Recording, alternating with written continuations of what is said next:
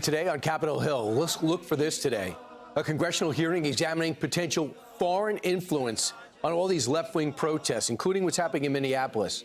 This comes as a new report finds the Democratic Socialists of America, DSA, are echoing talking points similar to those used by U.S. adversaries undermining our country, like Russia, like China.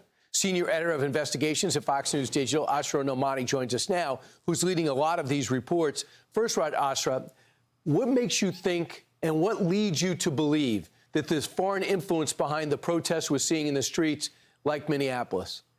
Well, you know, it's been wonderful because at Fox News Digital, we've been combining traditional gumshoe reporting with high-tech tools that are out there to map this network. And so, Brian, this network includes large organizations in the United States that have been funded by a billionaire, or a tech tycoon, we should say, that is based in Shanghai named Neville Roy Singham.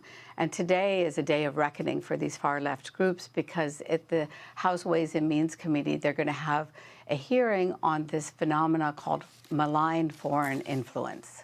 So they're very interested when it comes to elections, but when it comes to protests and an agenda, we're watching these signs, and you had some signs with you, and some of the phrases that keep popping up. And according to reports, the organization has been engaging in a dynamic DSA called narrative convergence, advancing narratives that stoke domestic unrest, delegitimize state institutions, while advancing talking points aligned with hostile foreign governments. For example, do you want to give us some examples of this? Yes, exactly. So what the report by the Network Contagion Research Institute showed is that Democratic Socialists of America went on trips to China, Venezuela, Cuba, and then they parroted the messages of those adversaries. And one of them is this one, this idea that America is a fascist state and that socialism is the answer. And so you can see in the small print, Democratic Socialists of America down at the bottom. And they are very clear in their messaging. And other organizations like the Party for Socialism and Liberation have mirrored this language that America is a terror state. So the dynamic is one in which the propaganda is right out of the playbook of these foreign adversaries to demonize America, to vilify our federal authorities, and to stow discord. And that's what the committee will discuss. And we're finding money, billions flowing to places like Code Pink, which they deny, right? Yeah. Is this allowed? Can you be a foreign entity and supply money to adversarial groups like Code Pink? Well, we're breaking news this morning because the House Ways and Means Chairman, Jason Smith, has just sent a letter to two new organizations called Breakthrough News and the Tricontinental Institute, because they have been getting this money from the Singham Network along with Code Pink. The money is in the tens of millions right now, a couple hundred million combined in this network.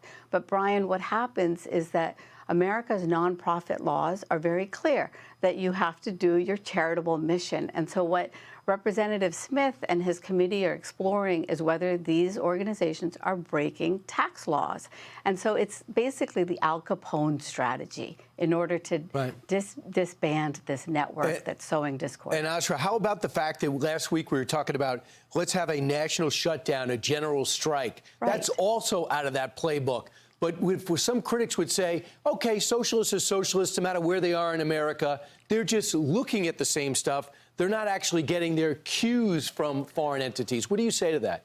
Oh, no. Over these years, I've been able to document so many digital toolkits, is what they call it, and the origins are all the same. These organizations in the Singham Network, the Answer Coalition, the Party for Socialism and Liberation, Code Pink, Democratic Socialists of America.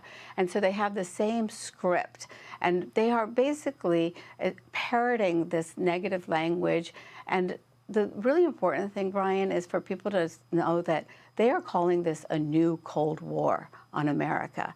And so they see it as a smokeless war, is what they call it. And the lawmakers now are really going to be holding them accountable, and it's going to be fireworks today in the hearing. And it could go right back to our enemies like China, North Korea, and Russia. Asra, if you want to get the latest, go to Fox News Digital.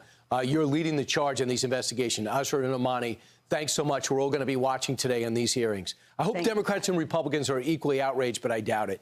Thanks so much, Asra. Hey, it's Will Kane. Click here to subscribe to the Fox News channel on YouTube. It's the best way to get our latest interviews and highlights. And click to subscribe to the Will Cain podcast for full episodes right now.